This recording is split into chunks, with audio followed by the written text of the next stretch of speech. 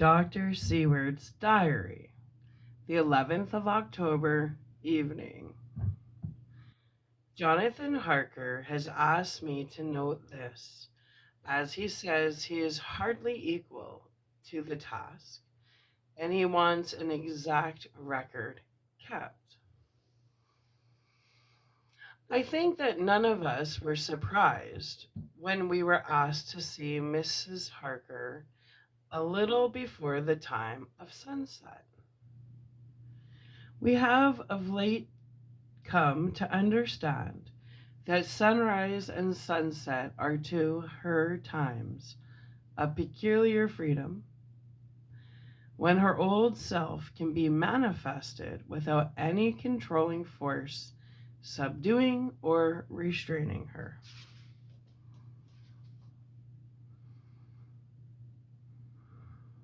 Or inciting her to action. This mood or condition begins some half hour or more before actual sunrise or sunset, and lasts till either the sun is high or whilst the clouds are still aglow with the rays streaming above the horizon. At first, there is a sort of negative condition, as if some tie were loosened, and then the absolute freedom quickly follows. When, however, the freedom ceases, the change back or relapse comes quickly, preceded only by a spell of warning silence. Tonight, when we met, she was somewhat constrained and bore all the signs of an internal struggle. I put it down myself to her making a violent effort at the earliest instant she could do so.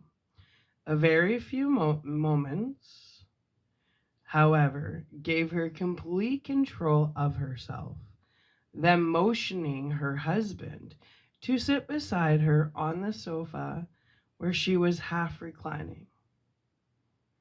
She made the rest of us bring chairs up close. Taking her husband's hand in hers, she began. We are all here together in freedom, for perhaps the last time. I know, dear, I know that you will always be with me till the end. This was to her husband, whose hand had, as we could see, tightened upon hers. In the morning we go out upon our task, and God alone knows what may be in store for any of us. You are going to be so good to me as to take me with you. I know that all that brave, earnest men can do for a poor, weak woman whose soul perhaps is lost. No, not yet. Yet, but is at any rate at stake.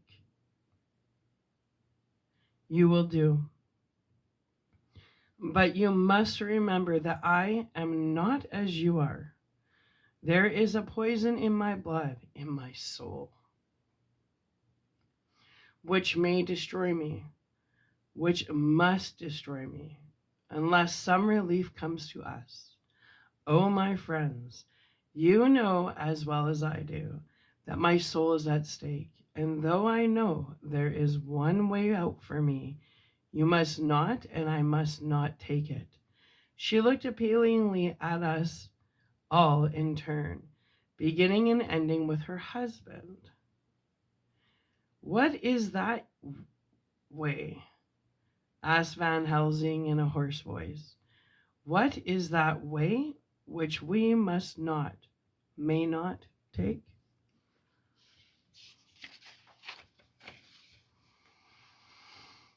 That I may die now, either by my own hand or that of another, before the greater evil is entirely wrought.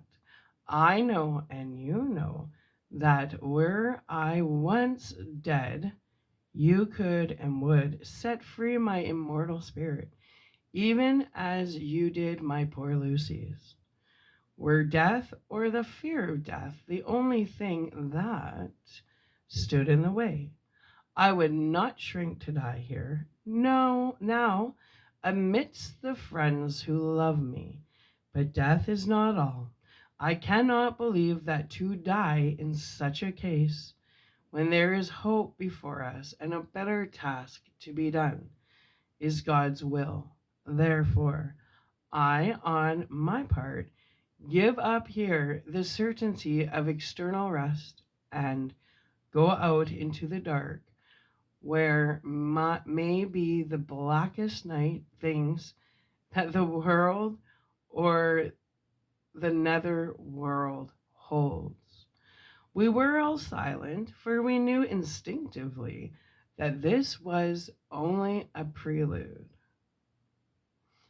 The faces of the others were set, and Harker's grew ashen gray. Perhaps he guessed better than any of us what was coming, she continued. This is what I can give into the hotchpot. I could not but note the quaint legal phrase which she used in such a place, and with all seriousness. What will each of you give? Your lives, I know, she went on quickly. That is easy for brave men. Your lives are God's, and you can give them back to him.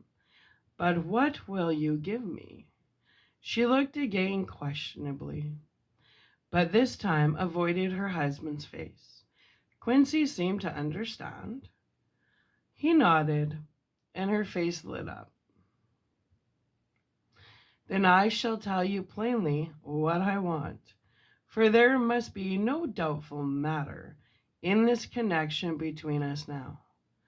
You must promise me, one and all, even you, my beloved husband, that, should the time come, you will kill me.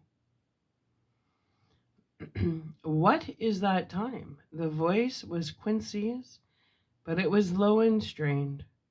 When you shall be convinced that I am so changed that it is better that I die that I may live.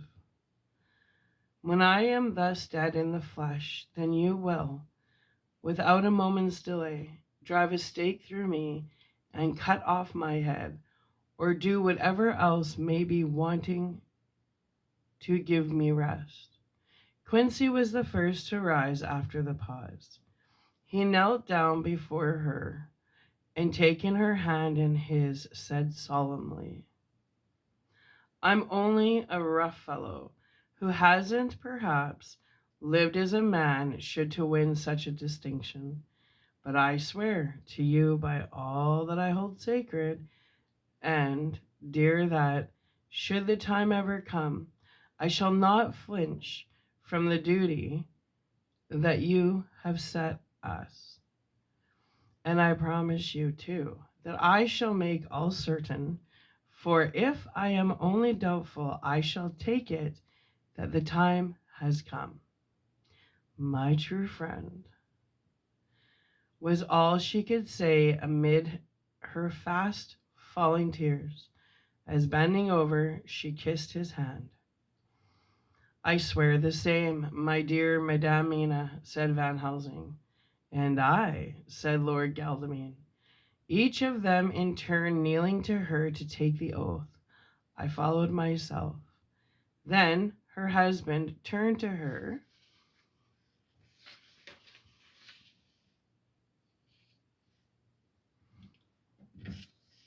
wand-eyed and with a greenish pallor which subdued the snowy whiteness of his hair, and asked,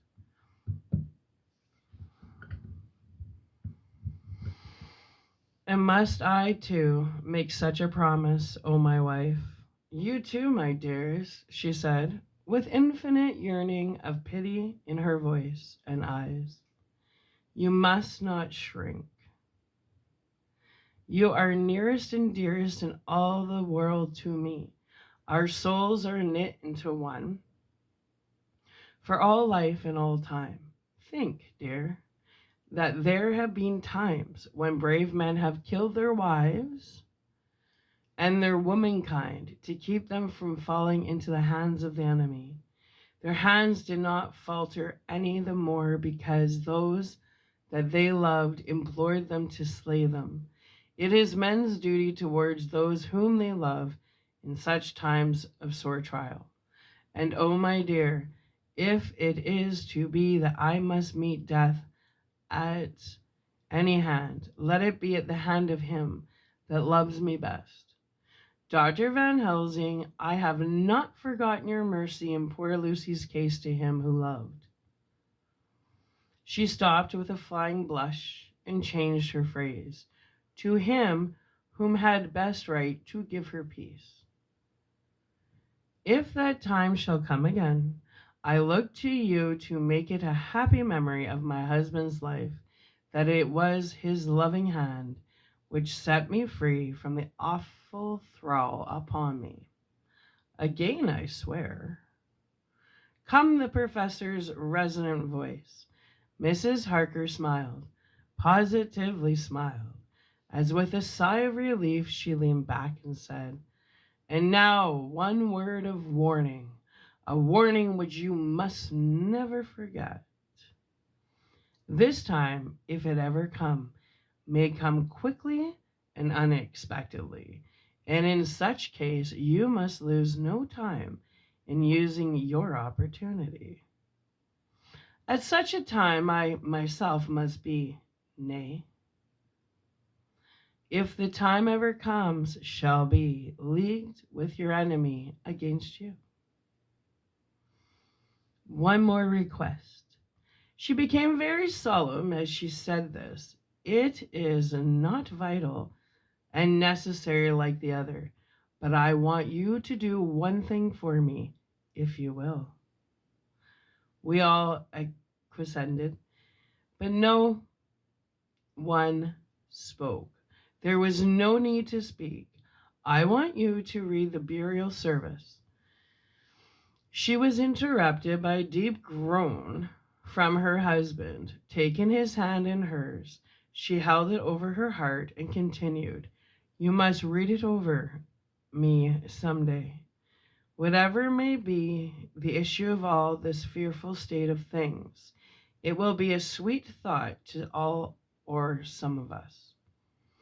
You, my dearest, will, I hope, read it, for then it will be in your voice, in my memory forever. Come what may. But oh, my dear one, he pleaded, death is afar off from you. Nay, she said, holding up a warning hand, I am deeper in death at this moment than if the weight of an early grave lay heavy upon me. Oh, my wife, must I read it? He said before he began. It would comfort me, my husband, was all she said, and he began to read when she had got the book ready.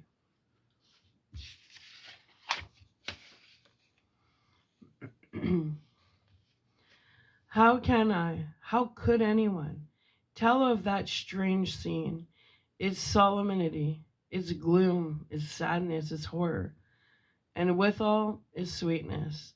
Even a skeptic who can see nothing but a travesty, a bitter truth in anything holy or emotional, would have been melted to the heart had he seen that little group of loving and devoted friends kneeling round that stricken and sorrowing lady, or heard the tender passion of her husband's voice, as in tones so broken with emotion that often he had to pause.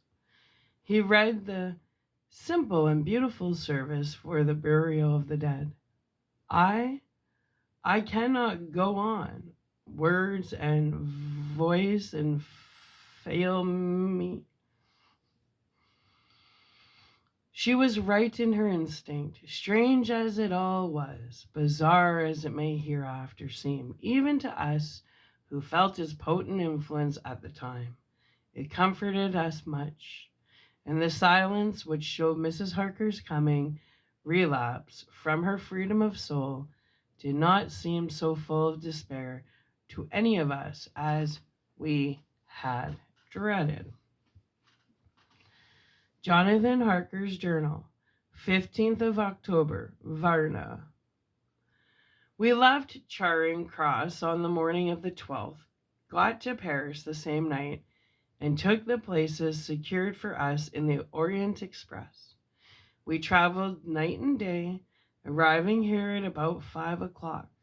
Lord Godalming went to the consulate to see if any telegram had arrived for him, whilst the rest of us came on to this hotel, the Odysseus. The journey may have had incidents. I was, however, too eager to get on to care of them. Until the Caesarea Catherine comes into port, there will be no interest for me in anything in the wide world. Thank God. Mina is well and looks to be getting stronger. Her color is coming back. She sleeps a great deal. Throughout the journey, she slept nearly all the time. Before sunrise and sunset, however, she is very wakeful and alert, and it has become a habit for Van Helsing to hypnotize her at such times. At first, some effort was needed, and he had to make many passes, but now she seems to yield at once, as if by habit, and scarcely any action is needed. He seems to have power at these particular moments to simply will, and her thoughts obey him. He always asks her what she can see and hear. She answers to the first, nothing, all is dark. And to the second, I can hear the waves lapping against the ship and the water rushing by. Canvas and cordage strain and masts and yards creak. The wind is high, I can hear it in the shrouds, and the bow throws back the foam. It is evident that the Caesarea Catherine is still at sea, hasting on her way to Varna. Lord Godalming has just returned. He had 4 telegrams, one each day since we started, and all to the same effect, that the Caesarea Catherine had not been reported to Lloyd's from anywhere. He had arranged before leaving London that his agent should send him every day a telegram saying if the ship had been reported. He was to have a message even if she were not reported, so that he might be sure that there was a watch being kept at the other side of the wire. We had dinner and went to bed early. Tomorrow we are to see the vice consul and to arrange, if we can, about getting on board the ship as soon as she arrives. Van Helsing says that our chance will be to get on board between sunrise and sunset. The Count, even if he takes the form of a bat, cannot cross the running water of his own volition, and so cannot leave the ship, as he dare not change to man's form without suspicion, which he evidently wishes to avoid. He must remain in the box. If, then, we can come on board after sunrise, he is at our mercy. For we can open the box and make sure of him, as we did of poor Lucy, before he wakes. What mercy he will get from us will not count for much. We think that we shall not have much trouble with officials or the seamen. Thank God. This is the country where bribery can do anything. And we are well supplied with money. We have only to make sure that the ship cannot come into the port between sunset and sunrise without our being warned, and we shall be free. Judge Moneybag will settle this case, I think. The 16th of October. Mina's report still the same. Lapping waves and rushing water, darkness and favoring winds. We are evidently in good time, and when we hear of the Caesarina, Catherine, we shall be ready. As she must pass the Dardanelles, we are sure to have some report. 17th of October. Everything is pretty well fixed now, I think, to welcome the Count on his return from his tour. Godalming told the shippers that he fancied that the box sent aboard might contain something stolen from a friend of his, and got a half consent that he might open it at his own risk. The owner gave him a paper telling the captain to give him every facility in doing whatever he chose on board that ship, and also a similar authorization to his agent at Varna. We have seen the agent, who was much impressed with Godalming's kindly manner to him, and we are all satisfied that whatever he can do to aid our wishes will be done. We have already arranged what to do in case we get the box open. If the Count is there, Van Helsing and Seward will cut off his head at once and drive a stake through his heart. Morris and Godalming and I shall prevent interference, even if we have to use the arms which we shall have ready.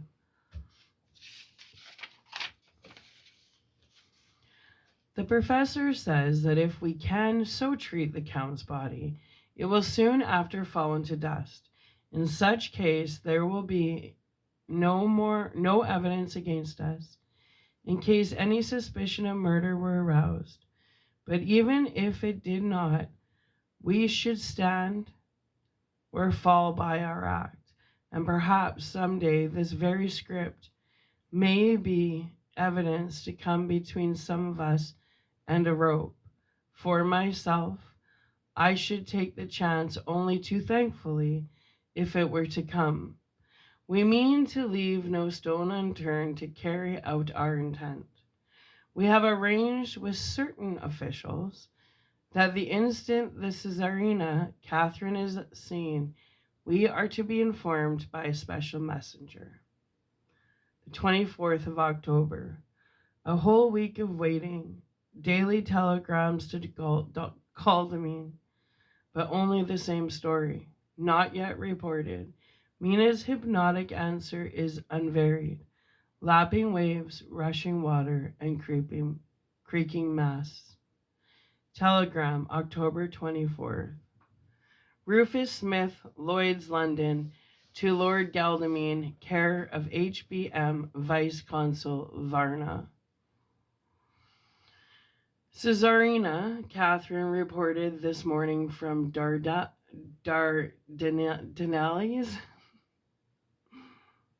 Dr. Seward's diary, 24th of October.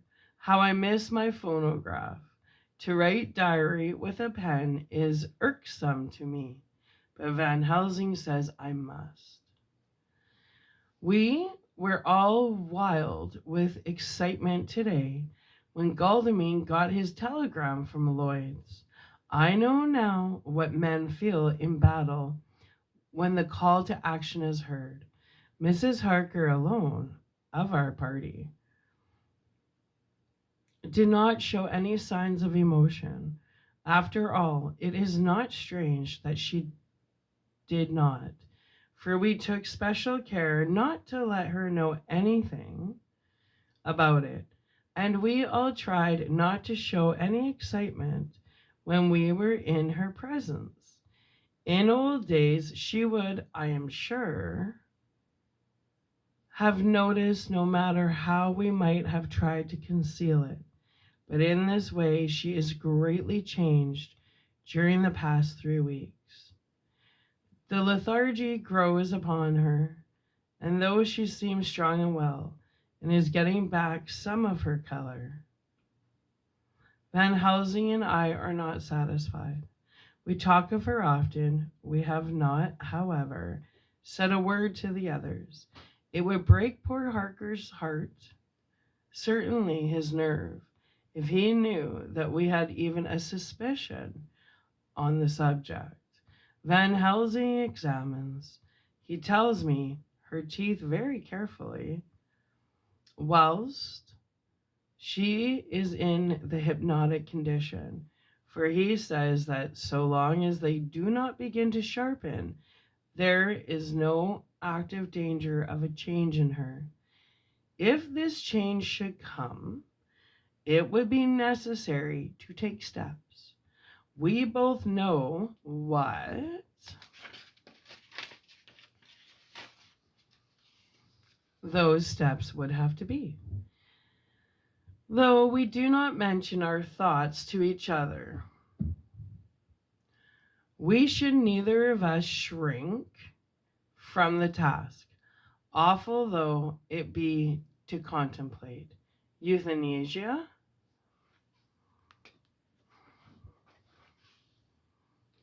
My face is so red.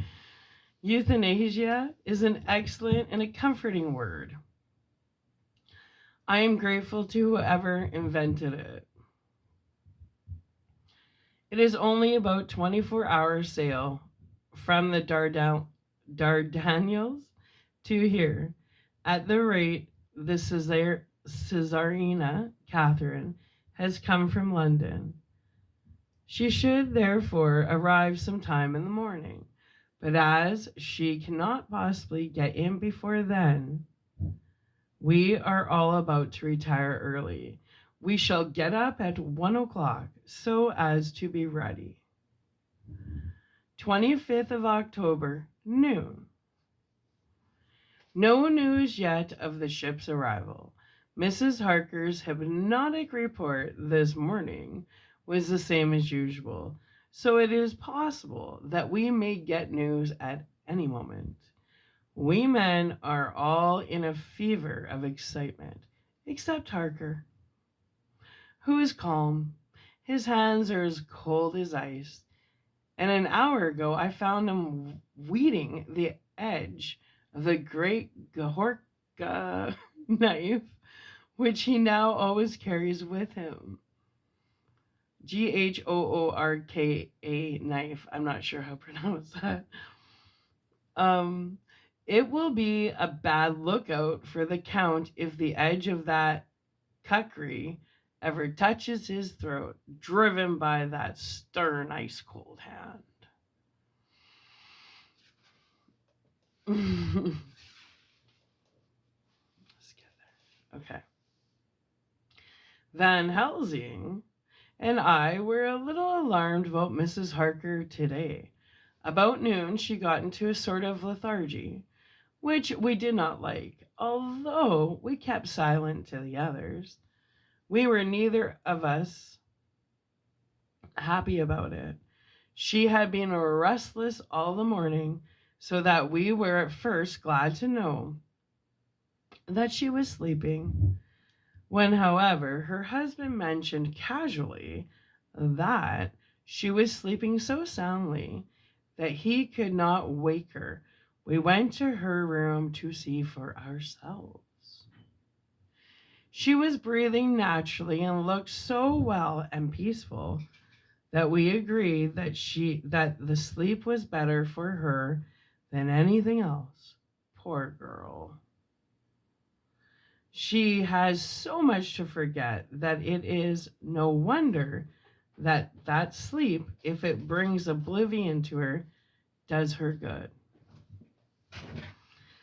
Later, our opinion was justified, for when after a refreshing sleep of some hours she woke up, she seemed brighter and better than she has been for days. At sunset, she made the usual hypnotic report, Whenever he may be in the Black Sea, the Count is hurrying to his destination, to his doom, I trust. 26th of October, another day and no tidings of the Caesarean Catherine. She ought to be here by now. That she is still journeying somewhere is apparent, for Mrs. Harker's hypnotic report at sunrise was still the same. It is possible that the vessel may be lying by, at times for fog. Some of the steamers which came in the last evening reported patches of fog, both to north and south of the port. We must continue our watching, as the ship may now be signaled any moment. 27th October, noon. Most strange, no news yet of the ship we wait for.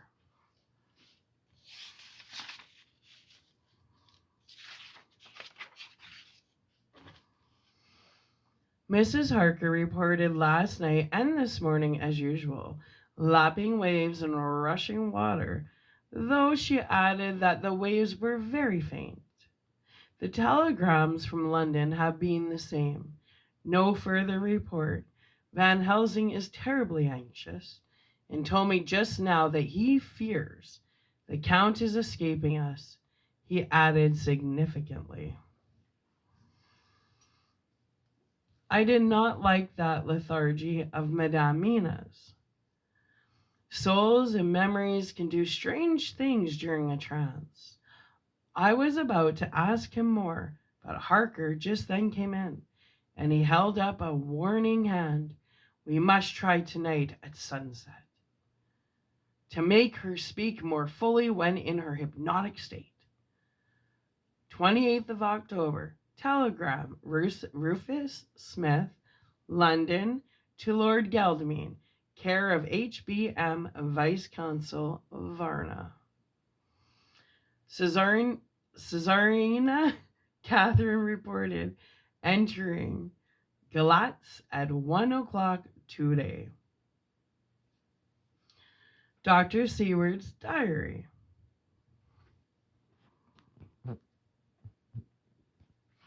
There. 28th of October. When the telegram came announcing the arrival in Galatz, I did not think it was such a shock to any of us as might have been expected.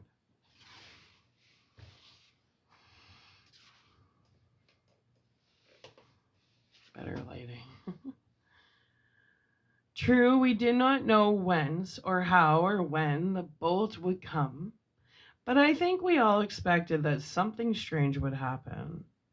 The delay of arrival at Varna made us individually satisfied that things would not be just as we had expected. We only waited to learn where the change would occur. Nonetheless, however, was it a surprise? I suppose that nature works on such a hopeful basis that we believe against ourselves that things will be as they ought to be, not as we should know that they will be. Transcendentalism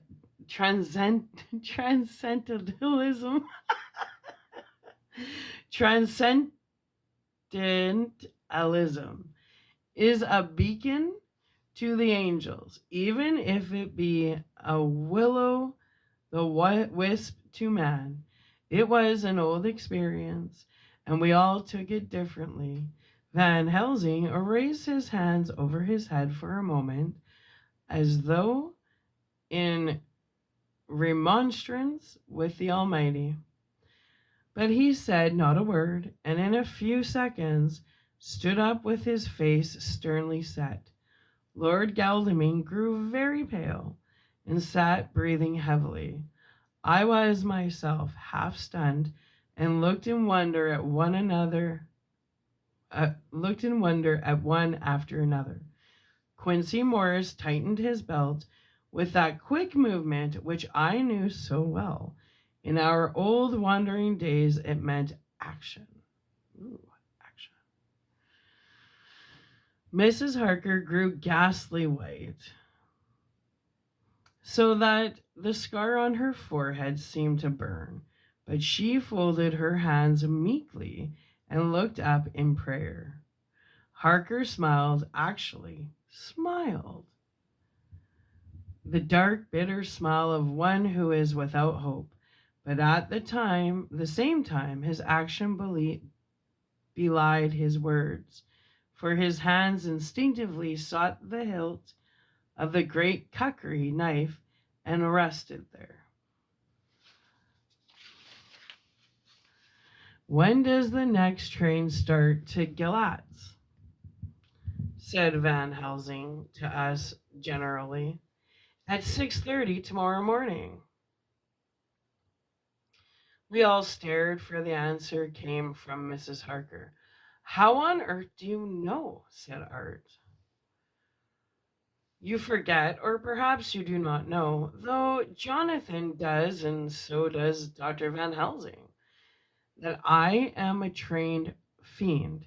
At home in Exeter, I always used to make up the timetables so as to be helpful to my husband. I found it so useful sometimes that I always make a study of the timetables now. I knew that if anything were to take us to Castle Dracula, we should go by Galatz, or at any rate through Bucharest. So I learned the times very carefully.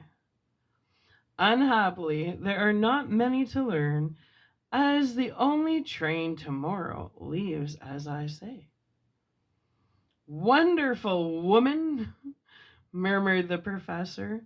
Can't we get a special? Asked Lord Gelman.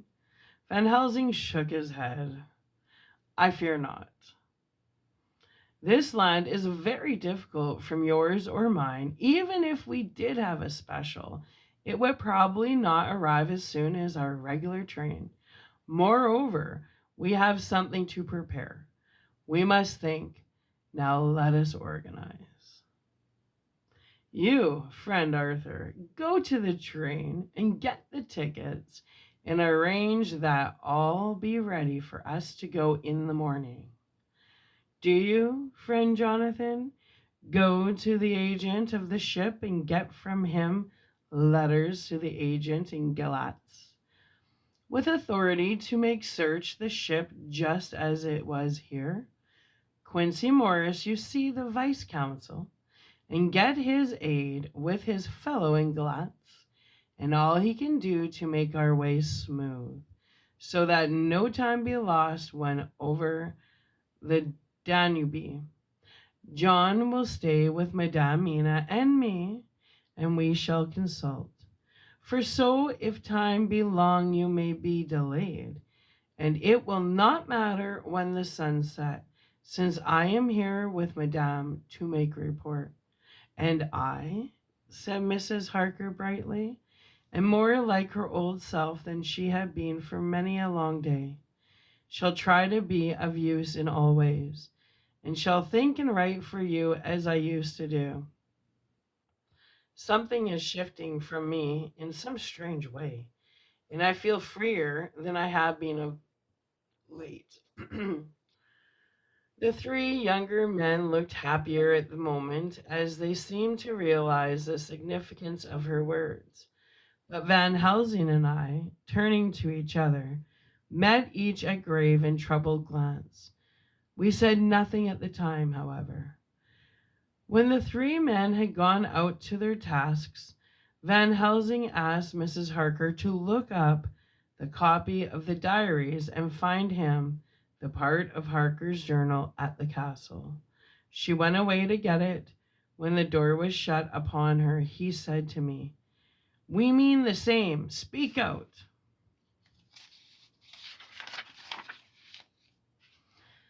There is some change. It is a hope that makes me sick, for it may deceive us. Quite so. Do you know why I asked her to get the manuscript? No, said I. Unless it was to get an opportunity of seeing me alone. You are in part right, friend John, but only in part. I want to tell you something, and oh, my friend, I am taking a terrible risk, but I believe it is right. In the moment when Madame said those words that arrest both our understanding, an inspiration came to me.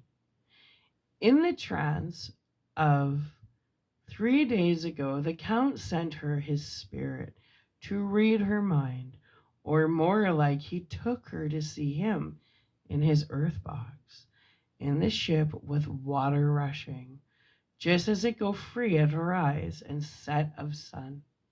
He learned that he learned then that we are here, for she have more to tell in her open life, with eyes to see and ears to hear.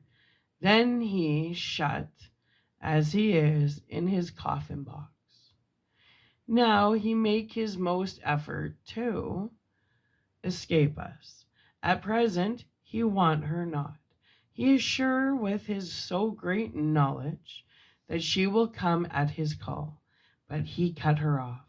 Take her, as he can do, out of his own power, that so she come not to him.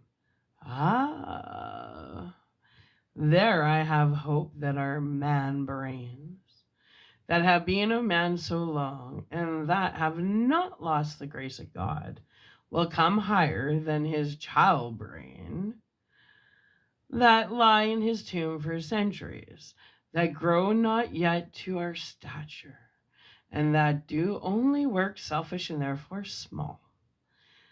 Here comes Madame Mina. Not a word to her of her trance. She know it not, and it would overwhelm her and make despair just when we want all her hope, all her courage, when we most want all her great brain, which is trained like a man's brain.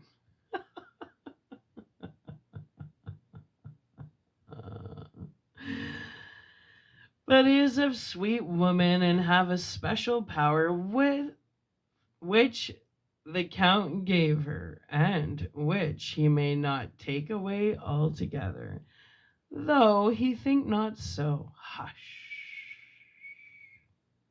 Let me speak, and you shall learn. Oh, John, my friend, we are in awful straits. I fear as I never feared before. We can only trust the good God. Silence. Here she comes. I thought that the professor was going to break down and have hysterics, just as he had when Lucy died. But with a great effort he controlled himself and was at perfect nervous poise when Mrs. Harker tripped into the room, bright and happy looking and in the doing of work, seemingly forgetful of her misery. And she came in. She handed a number of sheets of typewriting to Van Helsing. He looked over them gravely, his face brightening up as he read. Then, holding the pages between his finger and thumb, he said, Friend John, to you with so much of experience already, you too, dear Madame Mina, that are young, here is a lesson. Do not fear ever to think. A half thought has been buzzing often in my brain, but I feared to let him loose his wings. Here now, with more knowledge, I go back to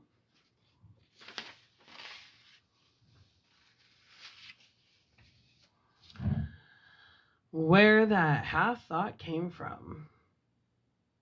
And I find that he be no half thought of at all, but that he be a whole thought, though so young that he is not yet strong to use his little wings. Nay, like the ugly duck of my friend Hans Andersen, he be no duck thought at all, but a big swan thought that sail nobly on big wings. When the time come for him to try them, See, I read here that Jonathan have written, the other of his race who, in a later age, again and again, brought his forces over the great river into Turkey land, who, when he was beaten back, came again and again and again, though he had to come alone from the bloody field where his troops were being slaughtered, since he knew that he alone could ultimately triumph. Hmm. What does this tell us? Not much, no. The Count's child thoughts see nothing, therefore he speaks so free. Your man thoughts see nothing, my man thoughts see nothing, till just now. No, but there comes another word from someone who speak without thought, because she too know not what it mean. What it might mean, just as there are elements which rest, yet when in nature's course they move on their way and they touch, they poof, and there comes a flash of light, heavens wide, that blind and kill and destroy some, but that show up all earth below for leagues and leagues. If it not so, well, I shall explain. To begin, have you ever studied the philosophy of crime? Yes and no.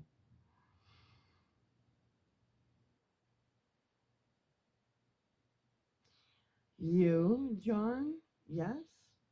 For it is the study of insanity. You, no, Madame Mina? For crime touch you not but once. Still, your mind works true, and argues not a particularly ad universal. There is this peculiarly, what? There is this peculiarity in criminals.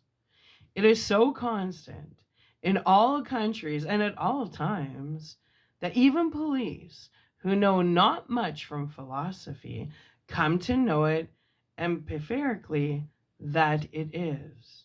That is to be empiric. The criminal always work at one crime. That is the true criminal who seems predestined to crime, and who will of none other. The criminal has not full man brain. He is clever, yes. And cunning, yes. And resourceful, yes. But he be not a man of stature as to brain. He be of a child brain in much. Now this criminal of ours is predestined to crime also. He too have child brain.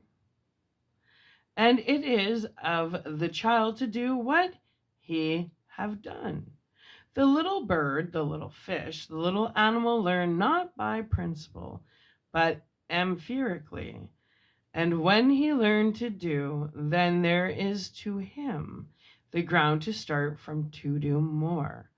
Das Pauto sto, says Armedius, give me a fulcrum, and I shall move the world. To do once is the fulcrum, whereby child brain become man brain. And until he have the purpose to do more, he continue to do the same again every time, just as he have done before. Oh, my dear, I see that your eyes are open, and that to you the lightning flash show all the leagues. For Mrs. Harker began to clap her hands, and her eyes sparkled. He went on.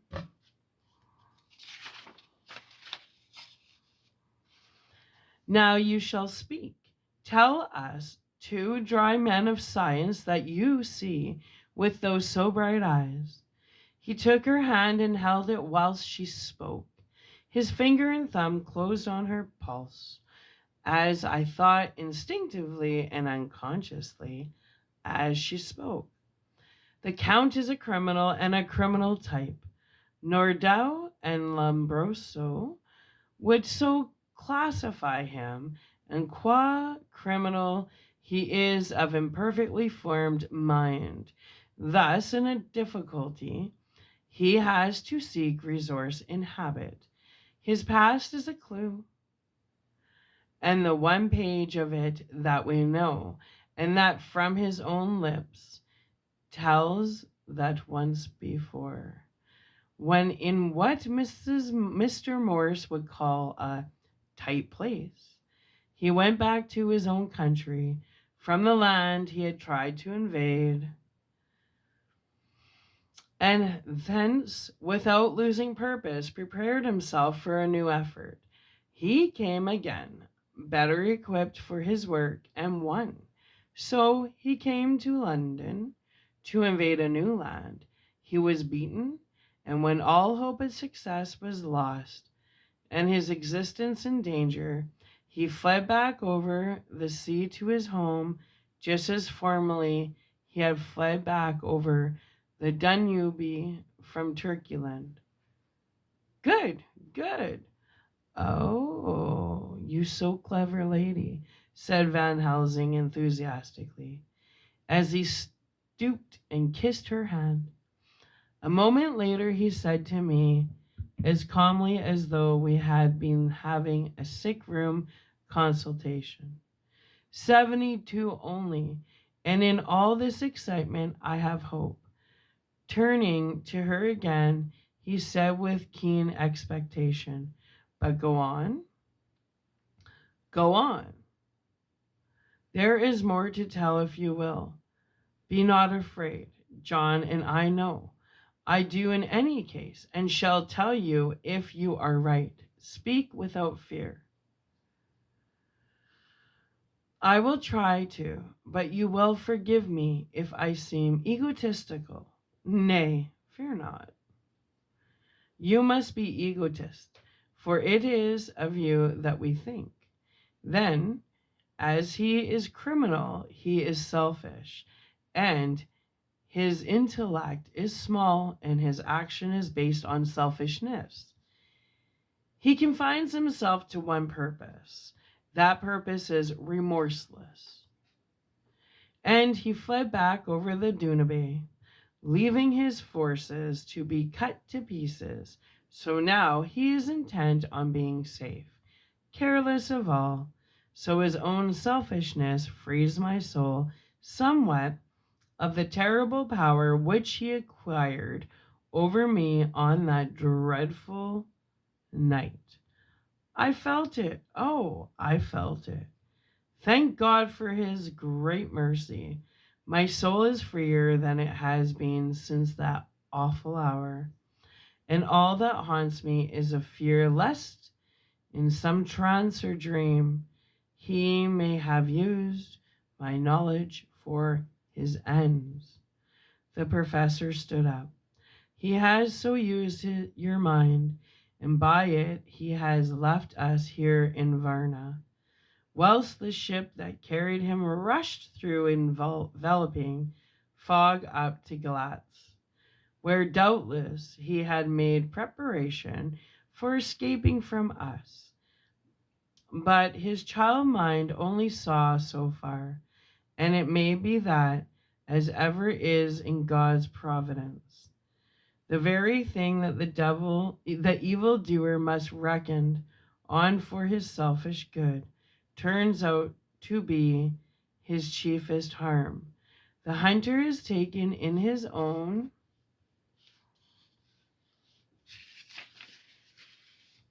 snare, as the great psalmist says, for now that he think he is free from every trance of us all, and that he has escaped us with so many hours to him, then his selfish child brain will whisper him to sleep.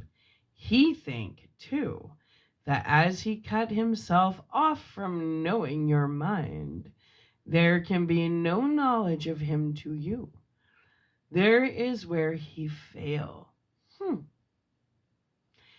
That terrible baptism of blood which he give you makes you free to go to him in spirit, as you have as yet done in your times of freedom, when the sun rises and sets. At such times you go by my volition, and not by his. And this power too good of you and others. You have won from your suffering at his hands. This is now all more precious, that he know it not, and to guard himself have even cut himself off from his knowledge of our where. We, however, are not all selfish, and we believe that God is with us through all this blackness. In these many dark hours, we shall follow him, and we shall not flinch. Even if we peril ourselves that we become like him. Friend John, this has been a great hour, and it have done much to advance us on our way. You must be scribe and write him all down, so that when the others return from their work, you can give it to them. Then they shall know as we do. And so I have written it whilst we wait their return, and Mrs. Harker has written with her typewriter all since she brought the MS to us. So close. Okay, we got one more chapter left. So we're going to upload this and then we're going to finish it off. The book. I love this book. I try not to cry the whole time. I kept thinking about my Grandpa Roger.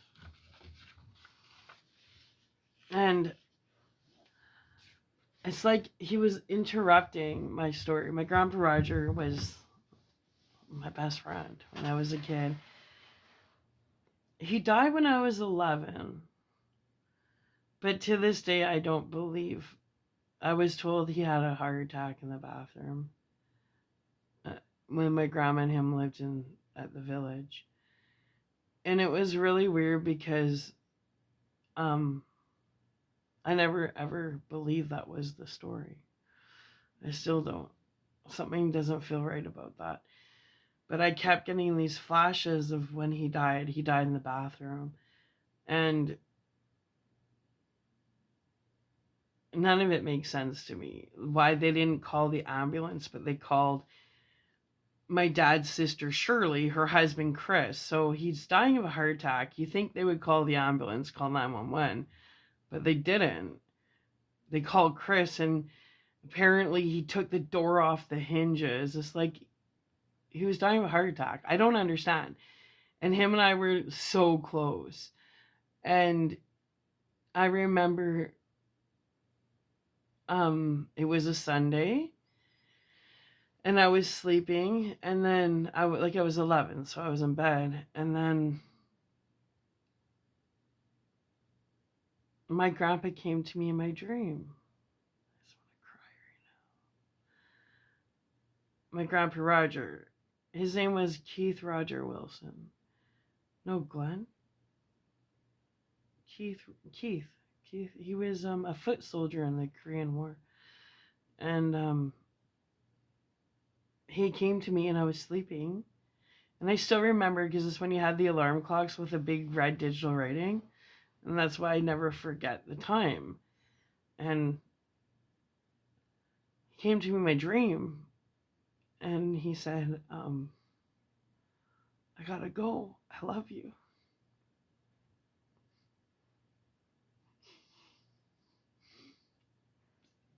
But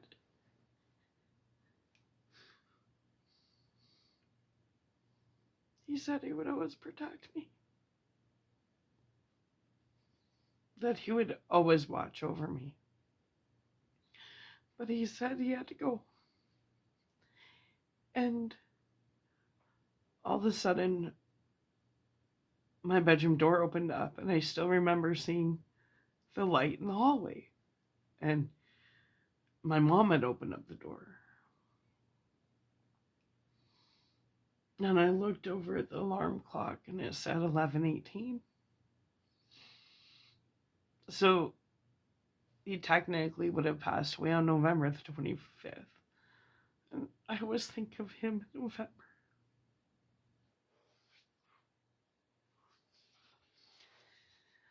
Because he always protected me, like after he died, I felt like him and my grandma were really the only ones that cared. And then after grandma died, me and Jake were just left. But,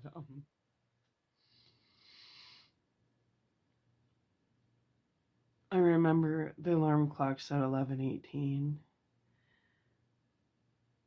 And my mom's like, Sarah. And I sat up in my bed and I said, Grandpa's dead, isn't he? And he wasn't he had just retired in the end of June of that year. So June, July, August. So he died 5 months after his retirement. Nothing made sense. It's not like he had diabetes, but nothing made sense. And so November the 25th. And I talked to him that day. I remember I used to call him every day. And all I knew was he watched Murder, She Wrote, that show. And I went to the washroom to wash up, and allegedly, I don't believe it though, that he died of a heart attack. I'll never believe it, because he's told me that in my dreams that I still can't figure out who, but he said somebody killed him, and I've had this repetitive dream, but he won't tell me who. Like he was killed. I don't understand I don't know if it was through witchcraft, because it seems like the family I come from, everybody likes to witchcraft on people, allegedly. But in my dreams, he said it was witchcraft. He was killed through witchcraft. But he won't tell me who did it. But anyway, so my mom's like, Sarah, and I sat up in my bed. I looked at my alarm clock. It said 11:18 on November the 25th. And I said, Grandpa's dead, isn't he? She goes, how did you know? I said, because he just came and said goodbye. And then I said, I want to go to the hospital and see him. And they wouldn't let me. They would not let me go. My dad would. But if he died of a heart attack, why couldn't I go? Say goodbye. They wouldn't let me. And then in the apartment, he fell against the door, and there was a hole in the door. And he died in 1991. My grandma died in 2006, and she lived in the same apartment. So for 15 years, the door was never replaced. And every time I went to the washroom, I would just stare at that hole. And knew that was the last place that his head hit. So anyways, Grandpa Roger, I love you. And I miss you. And I feel you. Look, he's been trying to tell me stuff lately. He's talking to me, but I'm not able to make out the words yet, but he's trying to tell me something. And it's kind of weird because I just realized it was November, and November's always my month for him. So I think that Grandpa's going to tell me something pretty big soon, because I can't. him and my dad. Like, my dad and my grandpa Roger, I can't get off my mind.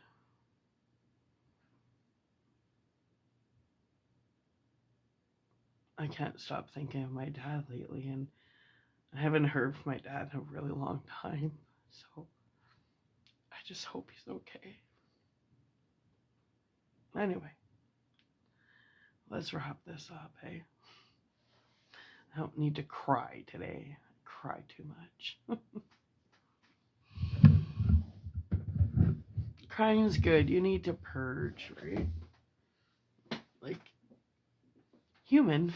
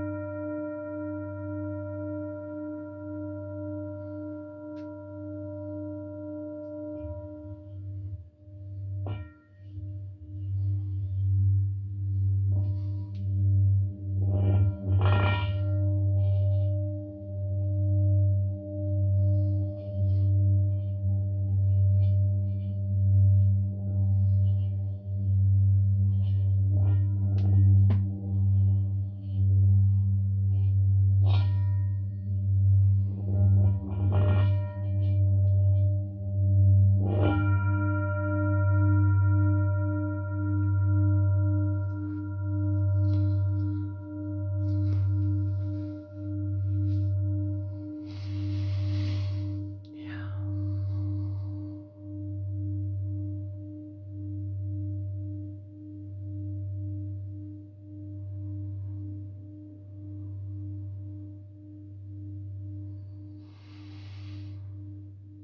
Hmm.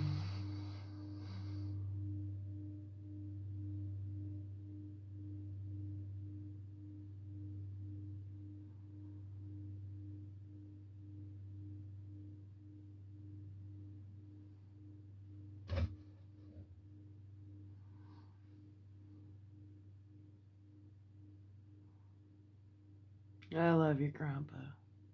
I miss you. I love you too, Dad. I miss you.